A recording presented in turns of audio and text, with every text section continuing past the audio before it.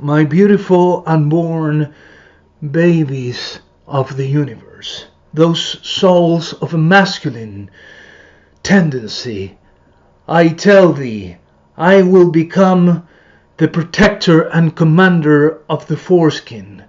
I will keep making these videos until this savage practice of cutting your foreskin is stopped across the globe forever. Because it's unfair. It's absolutely unfair. And let me tell you a story. I was alive then. Sorry, this beer is shit. 7,000 years ago in the ancient Egypt. It is told by historians that due to balanitis, this inflammation of the tip of the penis and the skin that surrounds the penis, caused perhaps a circumcision, because the balanitis, I'm sorry if I'm mispronouncing that, but was caused by lack of hygiene.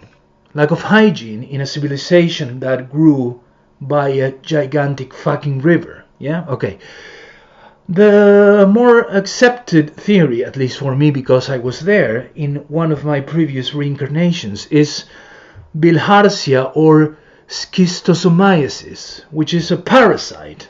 But back then apparently there was a shaman, an Egyptian doctor, who said, hey, maybe what I ignore is caused by a parasite can be solved by cutting your foreskin. So bring me that chap who seems to have a rash because it manifests through the skin. So say, oh, you have bilharzia or schistosomiasis. I will cut your foreskin because it is very safe to cut a penis 7,000 years ago. It is very safe. The chances of you developing infections and having your dick dropped off is minimal, and we'll see what happens. Well, obviously this became a ritual. It just became a fashion of sorts, and here we are still having babies suffering the hijacking, the robbery of their foreskin, which protects a very subtle and sensitive organ, of course. So this Egypt's starting to circumcise men, of course. But my theory is this one.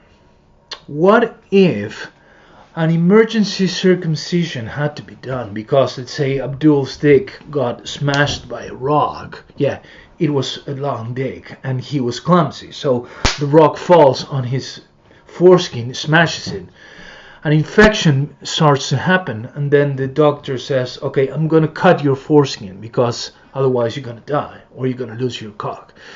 But then it was all made in a rush. They forgot about the foreskin. It remained on the floor, lying there. The sun roasted it. The air blew salt from the Mediterranean. And then suddenly that foreskin became the first Cheeto in fucking history. Someone picked it up, said, oh, what is this? Tasted it out of curiosity. The curiosity that one day will take us to the stars, and said, this is crunchy. This is salty. This reminds me of my uncle. This is amazing. And that's when the Cheeto or Dorito industry began. Also think about this.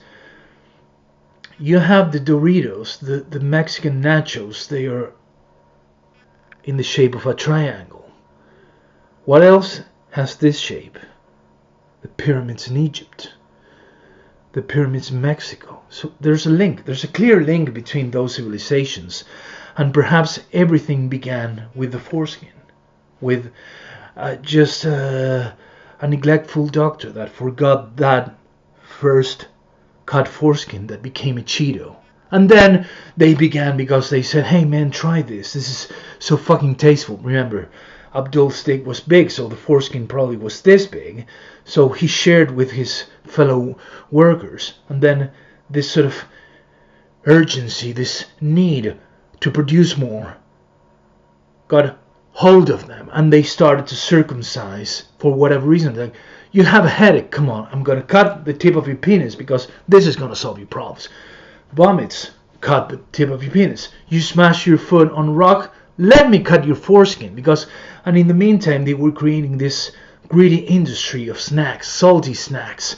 So you would find, like, in Egypt, vast extensions of land covered with foreskins drying under the sun. They would throw salt at them. They would add spices and stuff. They would go fucking crazy. So much that God would say, you read this in the Old Testament, the 7 plagues, in my theory, it's because he needed to stop this greedy industry taking hold of society. Well, God, you fucking failed, because today it's still happening.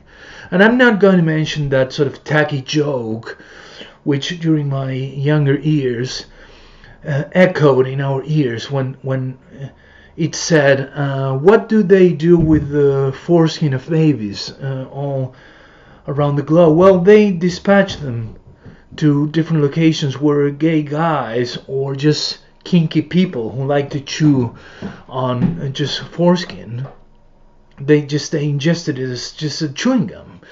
That is reprehensible, but my theory is that foreskin became the Cheetos of the world, and that's why it got a hold of our brains. It hijacked the brains, the salty, the fatty. It's like hijacking the mind, hacking the mind in Egypt. So think about this. Every time you taste a Dorito, think about the commander of the foreskin.